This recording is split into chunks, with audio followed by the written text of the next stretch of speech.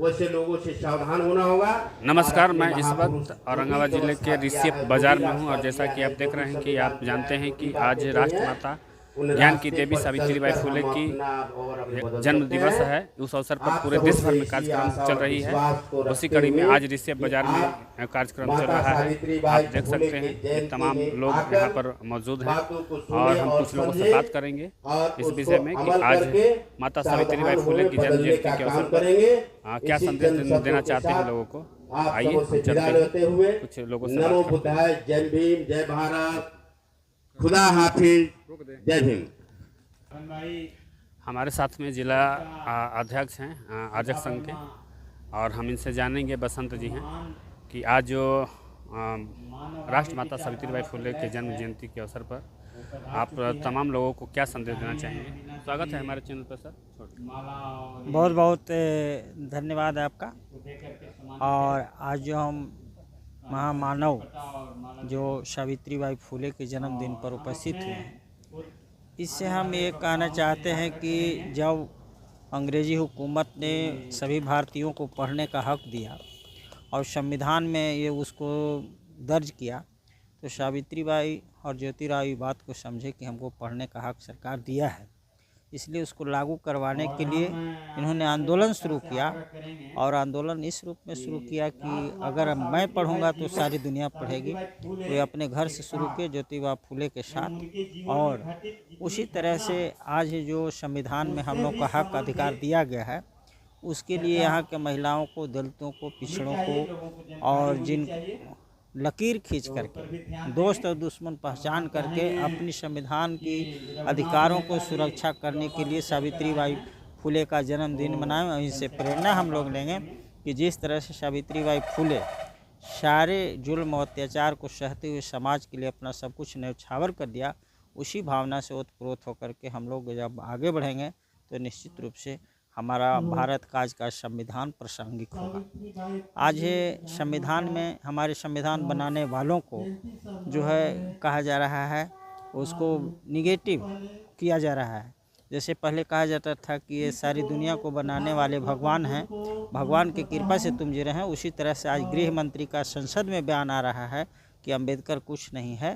जिस तरह से पहले ज़मींदार लोग दलित पिछड़ों के बेटों को, पढ़े लिखे लोगों को अपमानित करते थे, उसी तरह से अमित शाह द्वारा इस सवर्णित संस्कृति के सोच के तहत ये जो है उनको अंबेडकर कह करके नकारा गया।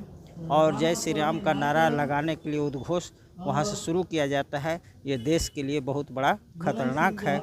इसलिए सभी जनता को सजग होनी चाहिए कि यथार्थ को जानिए और जो साहित्यिक चीज़ें हैं उनको पहचानिए और उनको नकारिए और अपना ज़िंदगी अपने संवारिए, संविधान के साथ रहिए। यही मेरा आज का उद्देश्य है।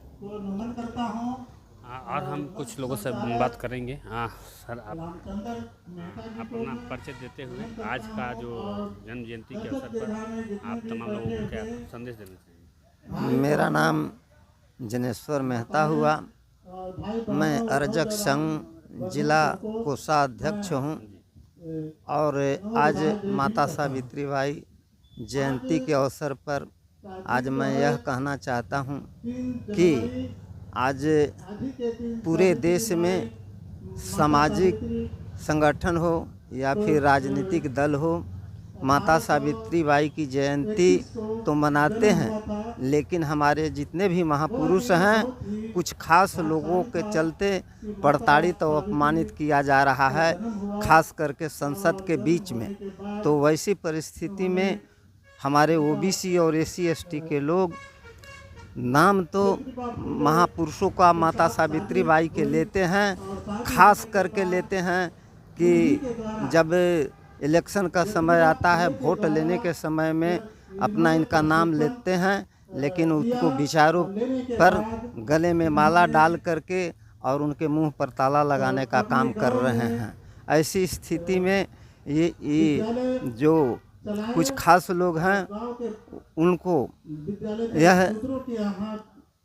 उनको नकारना चाहिए और उससे सबक लेना चाहिए कि हमारे महापुरुष को जो प्रताड़ित कर रहे हों उनको आने वाला समय में हम सब नकारें।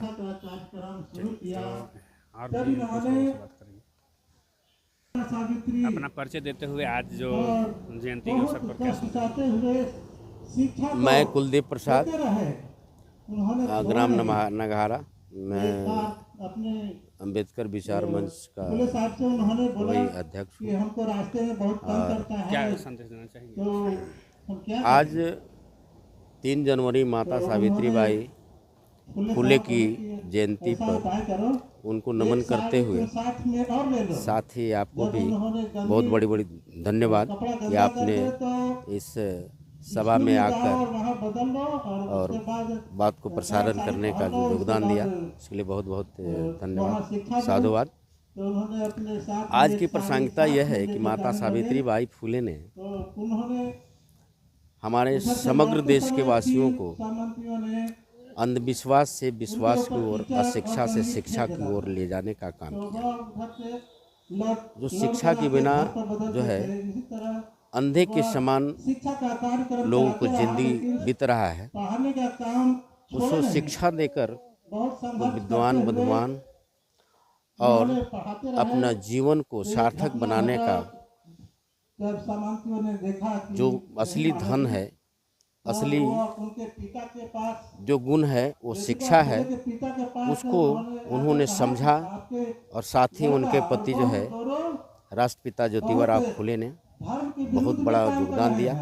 ये समाज की दशा और दिशा को देखकर उसकी दिशा को बदलने का काम जो किया वो बहुत ही सराहनीय है।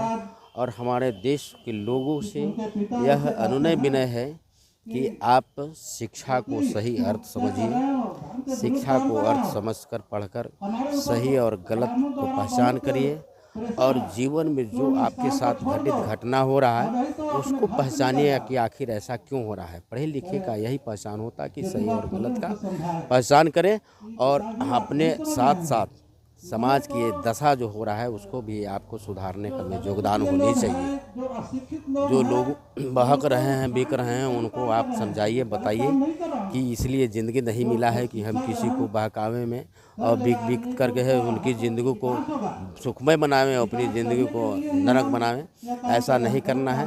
ऐसे सावधान करते हुए अपने आने वाले भविष्य के लिए एक कड़ी मेहनत और बड़ी कड़ी लगन के साथ साथ अपने लोगों को यह बात बताना है कि आप जितना अच्छा मार्गदर्शन दीजिएगा उतना ही आने वाला पीढ़ी आपको सुखमय जीवन और बढ़िया व्यतीत करेगा, समाज का निर्माण होगा, देश सशक्त होगा, शक्तिशाली होगा। तो बाबा साहब ने जो व्यवस्था दिया है उस व्यवस्था को पूरा का पूरा अगर हम लोग इम्प्लीमेंट कर लें, उसको समझ लें, मान लें, तो फिर कोई हमारी समस्या नहीं रह जाएगी और फिर हमारा देश विश्वगुरु हो जाएगा, फिर हम सोने की चिड़िया हो जाएंगे, हमारा इतिहास शक्तिशाली हो जाएगा। तो इसी बात को आप सब कहते हुए कि हमारे देश के सभी लोगों को यह जानकारी देने की ज़रूरत है कि माता सावित्रीबाई फुले और राष्ट्रपिता ज्योतिबा फुले की तरह सभी को जो भी समझदार लगवान है, बुद्धिमान है, सभी को लग जाने की ज़रूरत है। इन्हीं चंद शब्दों के साथ आपसे विदा लेते हैं। जय भीम। इस कार्यक्रम के मुख्य अतिथि हमारे साथ में बैजनाथ मेहता जी हैं और हम इनसे जानेंगे आज जो इस कार्यक्रम के माध्यम से माता सावित्रीबाई फुले के जन्म जयंती के अवसर पर तमाम लोगों को क्या संदेश देना चाहिए। तो आइए चलते हैं। स्वागत है सर हमारे चैनल पर। क्या संदेश? सबसे पहले तो मैं संगम भारत के संपादक को धन्यवाद देता हूँ कि आप आज माता सावित्रीबाई फुले के जयंती समारोह में उपस्थित हुए हैं और यह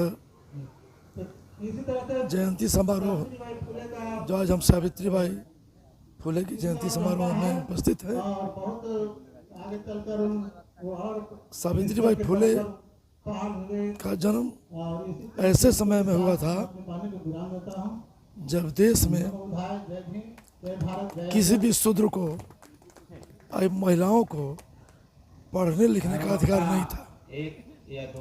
वैसे समय में माता सावित्रीबाई फुले का जन्म हुआ था और उस समय के जो जातीय और धर्म व्यवस्था के लोग की मान्यता थी कि स्त्रियों को और शूद्रों को शिक्षा देना घोर पाप है, और इस भावना को लोगों के घर घर में बिठा दिया गया था कि किसी भी शूद्र और महिलाओं को शिक्षा ग्रहण नहीं करना है। वैसे समय में सावित्रीबाई फुले का जन्म होता है और उनकी शादी 8 वर्ष की आयु में ज्योतिबा फुले से हो जाती है।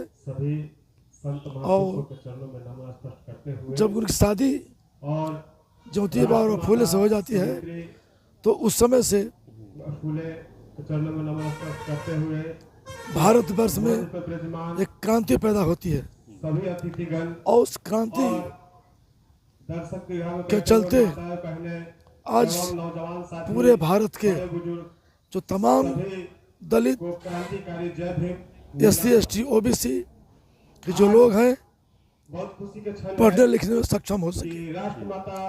और हम समझते हैं कि अगर सावित्रीबाई फुले और ज्योतिबा फुले का जो उस समय का प्रयास और सामंतियों जो ब्राह्मणवादी व्यवस्था थी उस समय अगर इन्होंने विरोध करके और अपने समाज के लोगों में जागृति पैदा नहीं करते, पढ़ने लिखने का कंसेप्ट नहीं देते, तो हम समझते हैं कि आज भी भारत के लोग, भारत की महिलाएं अनपढ़ और गंवार ही रहती हैं। तो समझिए आज हमारे लिए अगर कोई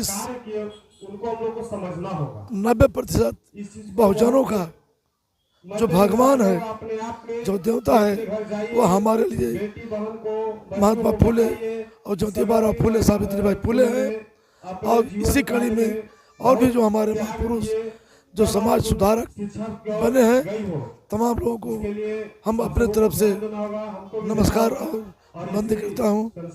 भारत के गृह मंत्री अमित शाह स्वर्ग के रास्ता बता रहे हैं कि भगवान के अगर इसका नाम लिया जाता तो स्वर्ग 7 पीढ़ी तक। हमारे भारत के गृह मंत्री वो रास्ता भटक गए हैं, या तो उनको इस मामले में कोई ज्ञान नहीं है, और ज्ञान अगर है तो वो जानबूझ के और ये हमारे 90% के लोगों को भटकाने का प्रयास कर रहे हैं। अगर जो शब्द उन्होंने राज्यसभा में रखने का काम किया कि अगर आप अम्बेडकर का नाम जितना लेते हैं, अगर उतना नाम आप भगवान का लेते तो 7 जन्मों तक आप स्वर्ग में रहते।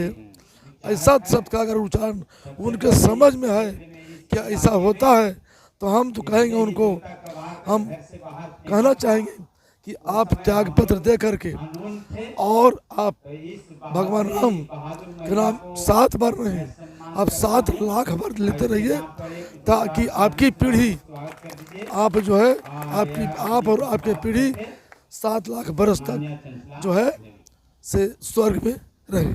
हम लोग स्वर्ग की कामना नहीं करते हैं, हमको स्वर्ग में नहीं जाना है। हमारे लिए अगर भगवान है तो बाबा साहेब अम्बेडकर साहब हैं, ज्योतिबा फुले, सावित्रीबाई फुले, संडगाट के ललित सिंह यादव, सम्राट अशोक, भगवान बुद्ध, ये हमारे लिए भगवान है। तो आइए हम और इस कार्यक्रम के आयोजक हैं अधिवक्ता सुरेंद्र मेहता जी, और हम इनसे भी जानेंगे कि आज के इस कार्यक्रम के माध्यम से आप तमाम लोगों को क्या संदेश देना चाहेंगे। मैं सुरेंद्र प्रसाद मेहता अधिवक्ता। मैं जब किताबों का अध्ययन किया तो मेरे मन में नास्तिकता उत्पन्न हो गया, और नास्तिक हो करके और सभी किताबों धार्मिक ग्रंथों का अध्ययन किया तो यही निकला कि जितने भी धर्म है वो सब पाखंड से भरा हुआ है। सभी धर्मों में पाखंड है, और सभी धर्मों में शिक्षा को और शूद्र को पढ़ने का अधिकार नहीं दिया। लेकिन जब सावित्री माँ का जब हमने अध्ययन किया पुस्तक को, तो ये मिला कि प्रथम महिला थी जो शिक्षा के लिए जागरूक हुई और कठिन संघर्ष करके हमारे पूर्वज को पढ़ाने का काम किया। तो मेरा भी मन में एक जागृति हुई कि क्यों न मैं उनके जो कारवां है उसको आगे बढ़ाते चलें। तो इसलिए मैंने भी एक सोचा है, संकल्प लिया है कि ऋषियप में अभी जो कार्यक्रम कर रहे हैं इसमें निःशुल्क बच्चों को किताब उपलब्ध कराना या छात्रवृत्ति की व्यवस्था करना। इसीलिए यहाँ सावित्रीबाई फुले के पुस्तकालय का नाम पर हमने एक कार्यक्रम रखा है और माता सावित्री का यहाँ स्टैचू लगाए हैं। और प्रत्येक वर्ष हम लोग जयंती भी मना रहे हैं और आगे 1 साल लगेगा। अभी 1 साल में हम इस कार्यक्रम को अपना जो नया रूप जो देना है वो दे देंगे और सुचारू ढंग से चलने लगेगा। इसी तरह से हमारे पास और 2-3 जगह से आमंत्रण मिला है कि सर जो ऋषियप में आप कार्यक्रम कर रहे हैं, जो सावित्रीबाई फुले का स्टैचू बैठाए हैं, उसी तरह का कार्यक्रम मेरे यहाँ भी कीजिए। तो मैं 1 वर्ष लगेगा इसको, जब हम सुचारू रूप से चलाने लगेंगे तो फिर दूसरे जगह भी हम जा कर के वहाँ भी खोलेंगे। मेरा भी उद्देश्य है कि कम से कम अपने जीवन में 20 गो ऐसा कार्यक्रम करें और ऐसा संस्था बना दें जहाँ लोग लाभान्वित हों, निःशुल्क शिक्षा प्राप्त करें और आगे अपना फले फूलें। इन्हीं उद्देश्य को लेकर के मैं अग्रसर हूँ और प्रयास करूँगा कि चलते रहूँ। धन्यवाद। आज यहाँ ऋषियप सावित्रीबाई फुले परिसर में और धूमधाम से मनाई जा रही है माता सावित्रीबाई फुले की जन्म जयंती। इस अवसर पर यहाँ से तमाम बुद्धिजीवी वर्ग यहाँ पर पहुँचे हुए हैं और यहाँ से संदेश एक नई पीढ़ी को